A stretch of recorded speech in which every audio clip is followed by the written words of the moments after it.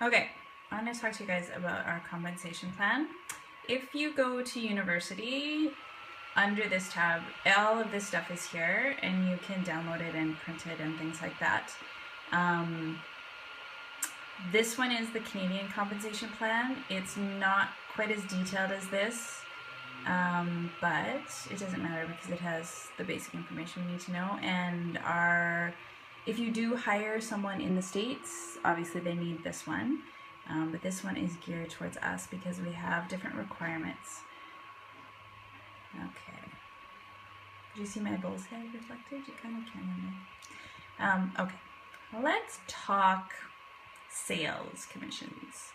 Now, there's two things on your site we track, and one is personal volume, PV, and one is group volume, GB.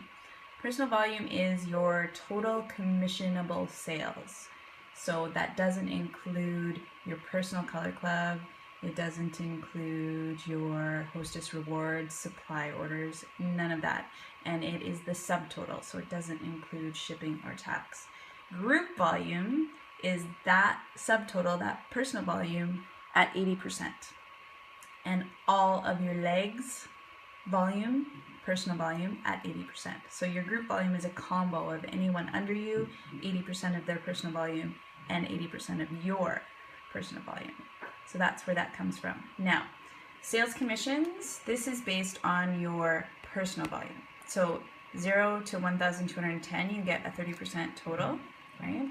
Then it goes up, 1,211, now you're at 33%, 35, 37, 40, right? It goes up. This stuff is after your jumpstart ends.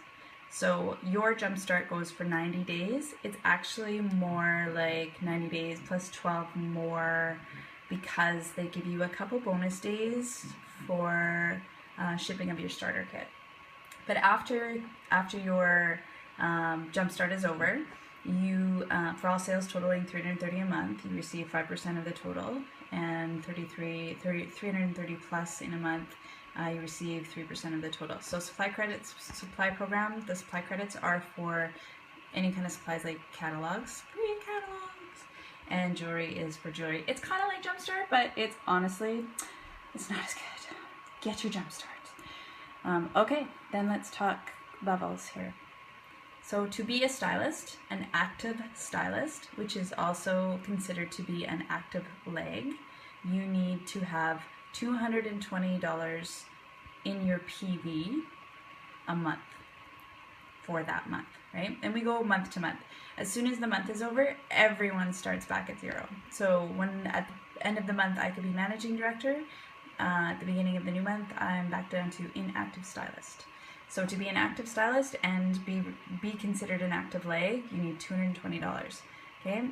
When you are, anything that if you've got stylists under you, you get 5% mentorship bonus on them in their first 90 days, their jumpstart, and 3% commission. Okay, so that's what this all means.